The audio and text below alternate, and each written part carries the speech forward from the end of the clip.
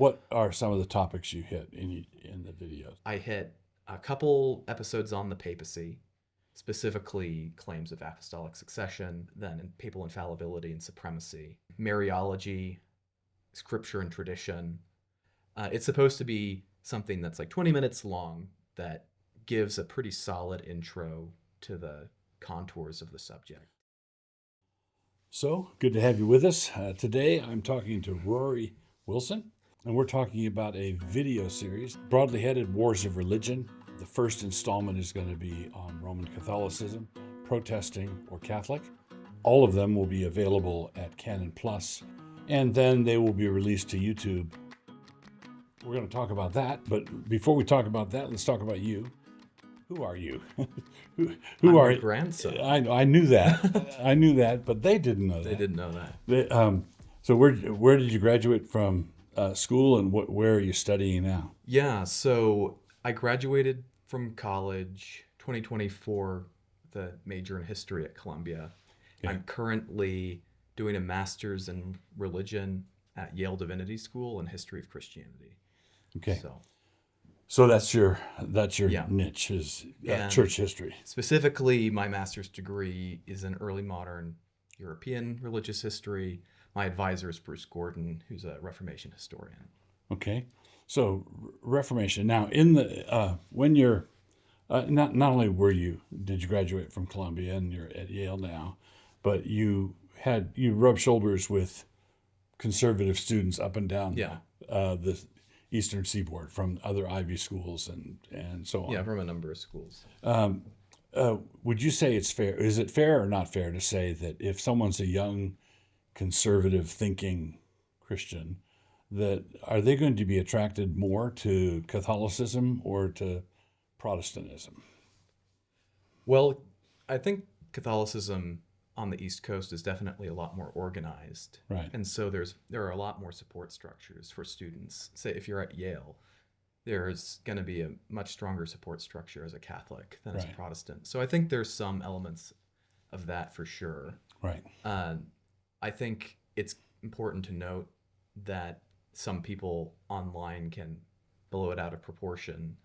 It's not like all young people are converting to Catholicism or something. In fact, it's quite the opposite if you look at the general population. Right. But it is definitely true that there's a steady trickle, and depending on the moment, quite a number of converts to Right. Catholicism Right. at these schools. Yeah. When people talk about traffic between Rome and Geneva, a number of years ago, that caught my attention, and I did a rough calculation in our congregation, a Protestant Presbyterian congregation, and calculated about 10% of our people are former Catholics. You know, it's a large number, but the traffic there seems to be, I grew up Catholic, nominally Catholic, never heard the gospel. Someone in Campus Crusade shared the gospel with me in college, and I became a Christian, and here I am.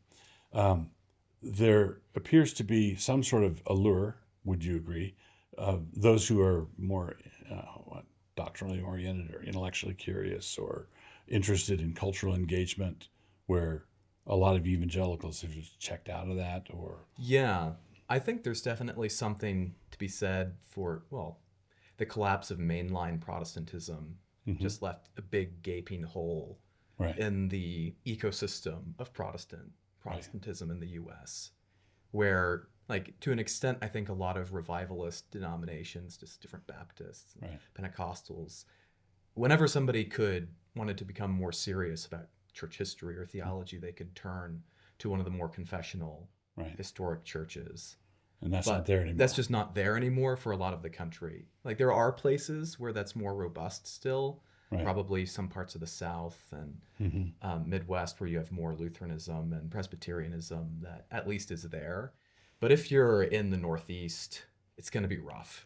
It's going to be rough to find any solid Protestant community that's theologically oriented, intellectually oriented. So describe for me what first put you onto this project? What gave you the idea? I think it was my dad who put me onto it. It wasn't me, myself, that came up with the idea, but I'd been spending a really extensive amount of time researching church history, studying doctrinal differences between Protestantism and Catholicism, precisely because I knew friends that were, I had Catholic friends, Protestant friends who converted to Catholicism, Right. and I'd put a lot of energy into that. And so his idea was, why don't you try to Use it. use this, put it together in some form that might help some people. What's the most surprising thing that you unearthed, distinguishing, one that would collide with many people's, assumptions? Were you surprised by anything? There's definitely some interesting or lurid things when you dig into the depths of the Middle Ages, Right. especially just church history. The Middle Ages, the early church were such different worlds. Mm-hmm. And so it's sometimes hard to know exactly how people would have gotten into the headspace of, say, like there definitely is a certain amount of lurid history that seems to just be ignored. Mm-hmm. Like some of the conciliar declarations of cleansing heretics Mm-hmm. from in the Middle Ages and that sort of stuff. It's just incredibly violent. Mm-hmm. And I would expect there to be a little bit more like clear treatment of that stuff. Right. It's not really there mostly. Now, But you said something a moment ago that interested me. You said the Middle Ages was a radically different world from the early church, right? they're both, yeah, in some ways, yeah.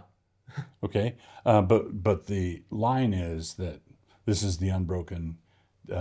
This is the history of the unbroken church all the way back. It's the same church.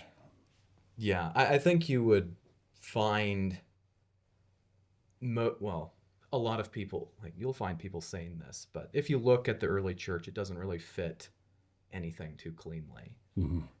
You're definitely not going to have nice 5-point Calvinists, Right. but you're also not going to have clear, like papal infallibility, immaculate conception. Like the distinctives of Catholicism won't really be there either. It's just Right. kind of a mess, and you can find even the idea of patristics Mm-hmm. is a fairly recent idea coming out of early modern scholarship, like 1500s, 1600s after the Reformation.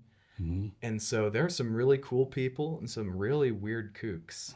So just because it's early doesn't mean I'm that you fond should of put that much weight. Like my favorite kook is probably Tertullian, where he's he has some strange things he says. You can read through, like you can be sounding super normal and then pop off with something about how I saw some Mormon actually quoting Tertullian about how God has a body. Uh-huh. It's like, see, you can find people saying weird stuff like that. I like to say the early church is like the church's toddler years, the terrible twos. Yeah, though there definitely are ways in which they're a lot better at certain things Right. than your average American evangelical. And, Polycarp knew John. Oh yeah, no, and there's a lot of Clement knew Paul, and yeah, there's definitely a strong streak in Protestantism of trying to denigrate the early church just so that you don't have to deal with it too much, Mhm. not let it challenge you. I don't think that's a great. I don't think you should go too far with that. so what are some of the topics these videos are tackling different topics that distinguish historic Protestantism, protesting Catholics from Yeah. Roman Catholics. What are some of the topics you hit in the videos? Yeah. So with Catholicism specifically, and there are some videos on Eastern Orthodoxy that'll be coming out a little later. Right. Catholicism, the videos on Catholicism will be coming out very shortly. But I hit a couple episodes on the papacy, specifically claims of apostolic succession, Mm-hmm. and then in papal infallibility and supremacy. Those were big enough topics. I think they merited a couple videos. Right. Mariology, scripture and tradition. Let's see, what else? Okay. But I'd have to probably think through in order exactly. Okay. There's the first intro video is just a big overview of Right. differences between Protestantism and Catholicism. It's not supposed to be something that's hopefully it would be enjoyable to watch for somebody who's more of a theological nerd, but a lot of it might be like known stuff for them if they're super into the details of church history. It's supposed to be something that's like 20 minutes long that gives a pretty solid intro to the contours of the subject. So each one is about 20 minutes? Yeah, each one is between 15 and 20 minutes long, at least around there. And is supposed to be generally accessible, but still giving some meat, especially from a more historical point of view, because that's what I've been trained in. It's interesting you started with the papacy. A lot of this starts there. Yeah. Are the Roman Catholic claims, if you're just to pursue them on a historical basis, right? Do they have to take the claims on faith? This is our religious position, and we just say it, or do they actually have a historical record that they can point to? Well, I think that depends on exactly what you're talking about, Right? Because there are layered elements to Roman claims, but yeah, a lot of it has to be giving the assent of faith to the official teachings of the church. You're submitting to the church's magisterium on faith, right? So that's definitely So where you need to so be. what did you mean by layered elements? Well, like if you're talking about papal claims, there's a difference between papal infallibility, the Pope being able to speak infallibly, papal supremacy over church councils, immediate jurisdiction over the whole planet where he can intervene whenever he wants, and then the idea of him being the successor of Peter. Right. Because Eastern Orthodox would generally acknowledge that the Bishop of Rome is in some sense a successor of Peter as the Bishop of Rome, the Patriarch of the West. Right. They just think the Patriarch of the West went rogue, and they don't. They think he broke from the true Catholic Orthodox Church. So that's what I mean by layered. Okay. So there are certain claims that a Protestant might object to against both the Catholics and the Orthodox, and then some that are more distinctly Catholic. And so to some extent, the historical narrative for each one is a little different. Do you tackle, in these videos, do you tackle things like the donation of Constantine or things, documents that were used to support? That comes up in my video on scripture and tradition. And I can't really, because it's a short video, I can't go into the nitty gritty of all of the different forgeries, but I definitely try to talk a bit about how those forgeries affected the development of the papacy. And it's one of the things that's really hard to, I try to stick up to things that I can be like pretty sure about. Mm-hmm. But when you have, say, in the Middle Ages, a giant diffusion of forgeries, like the donation of Constantine, which are pretty ludicrous, but were accepted by most people for a long time, you could see how it would fundamentally change how a Christian would orient themselves to church history. So if you're an educated friar in the 13th century and you turn to your historical sources, you're going to have a bunch of papal decretals, papal statements that claim to go all the way back to Peter and his immediate successors, and but the first 3 centuries of those are basically all forgeries. Okay. You have statements in official canon law of the church about papal power that are forgeries, like in Gratian's Decretum, from that make it into things in like the period around the time of Charlemagne. Then you have stuff like the donation of Constantine. And so unless you're a really, really savvy guy, right, if you were to turn to your history book, you would probably have just thought, oh, of course the Pope. Right.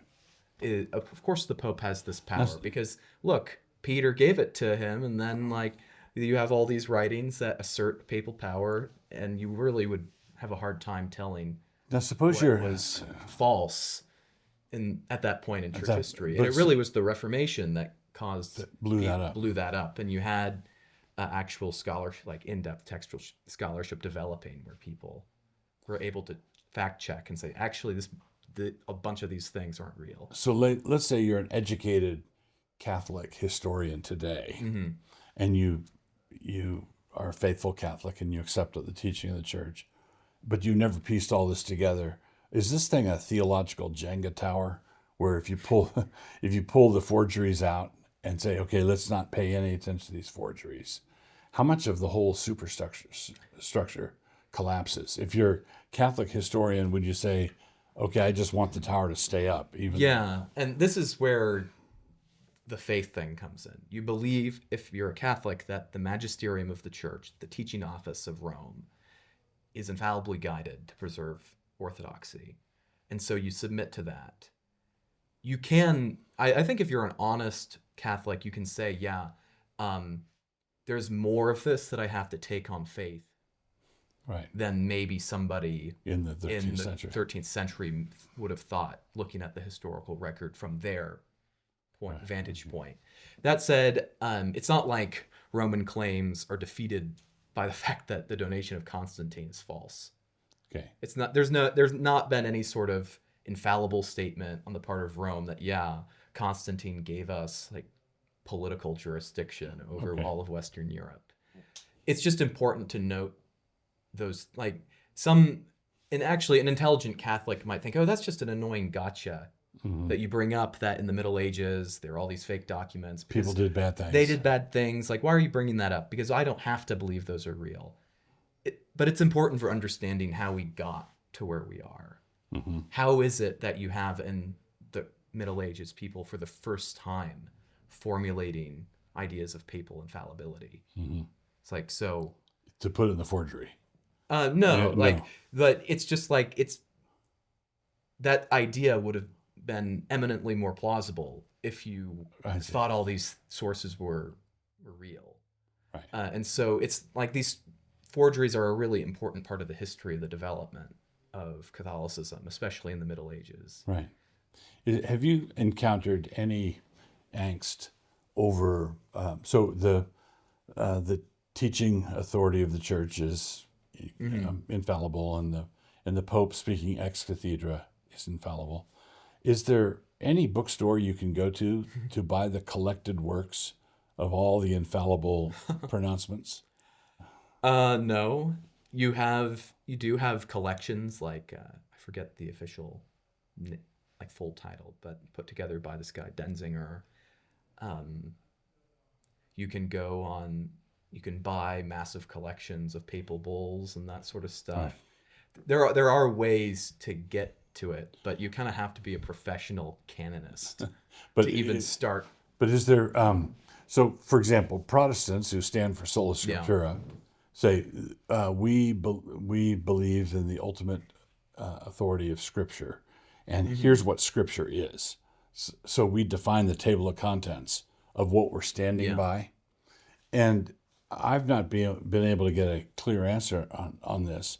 The Catholic affirms an infallible tradition that nobody has.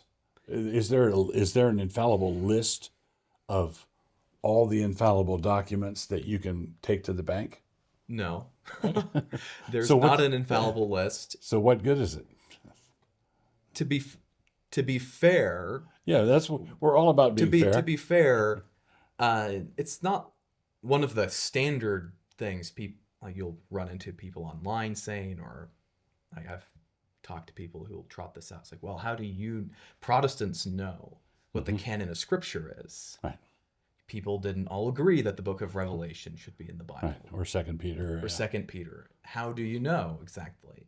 And someone like R.C. Sproul rather famously said, we have a fallible list of infallible books. Some people would not like that formulation, but Sproul was willing to go there. Right. And a Catholic probably have to say the same thing. Yeah, we have a fallible list of infallible church statements, and there's no like strong authority that clearly delineates which bull falls into what. But there is still like a general sense of like, oh, the Immaculate Conception, the Assumption of Mary, the Council of Trent. Okay. So it's like it's kind of loosely there, but no, it's not.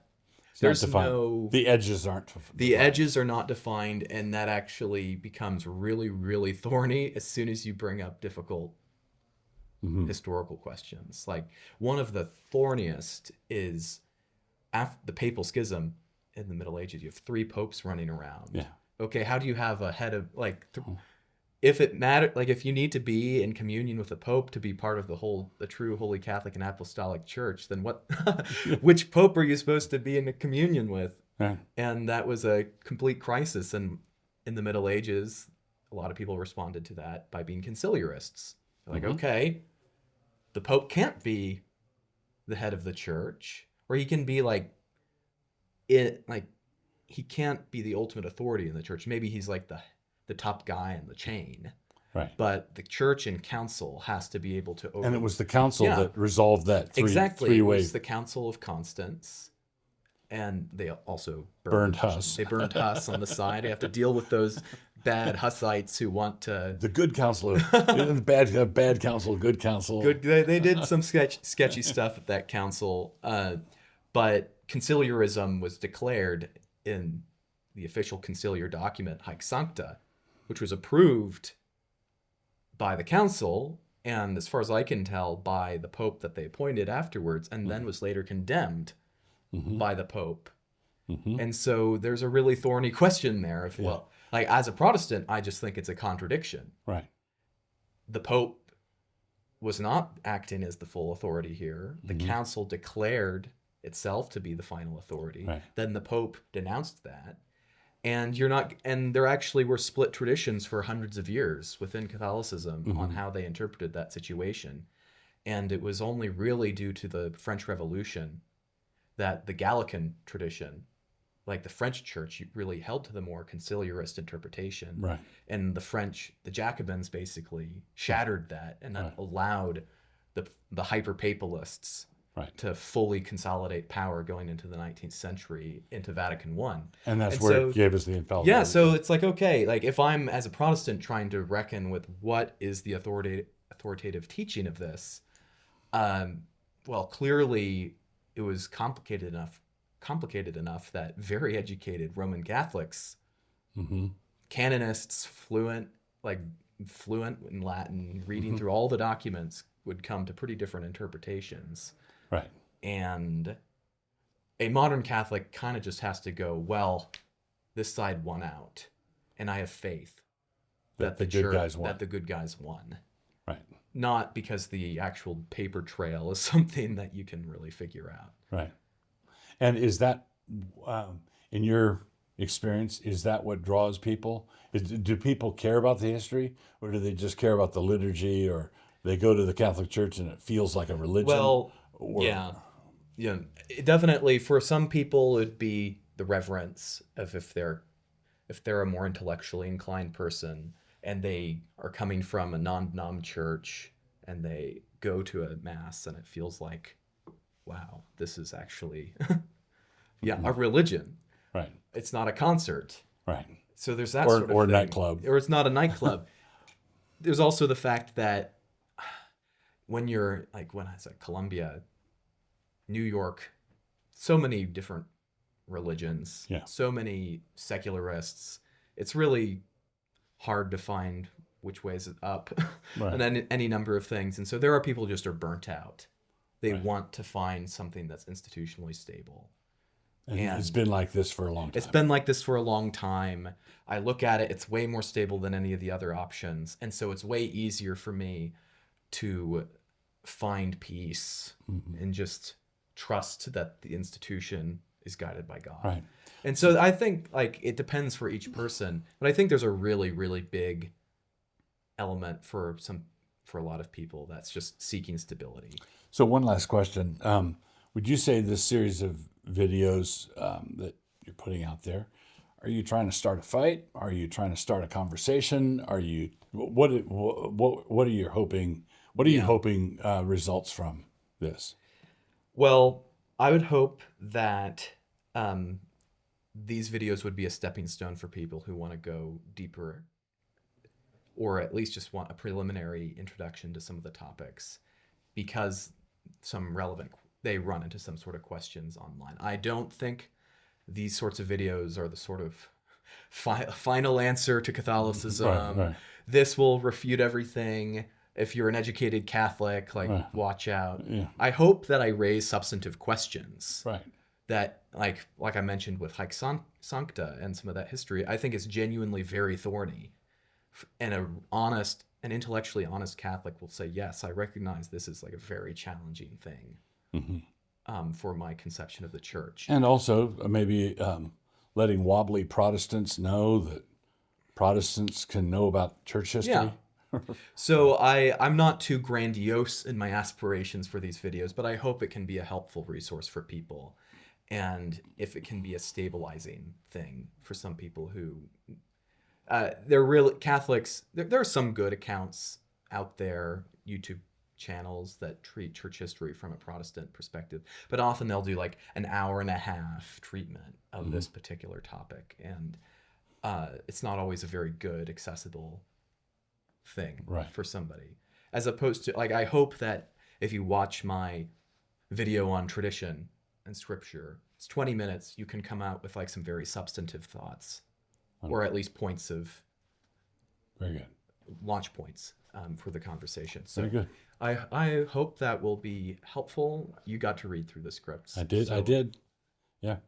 It's the first time I've done anything like this. So yes. I don't think, while the overall series is titled Wars of Religion, it's about wars of religion. It's about wars of religion. Not trying to start I'm wars not of religion. really trying to start another war. 30 years. 30 years war that didn't go very well for anybody. Right. Except for the secularists who've been making hay with that ever since. Ever since.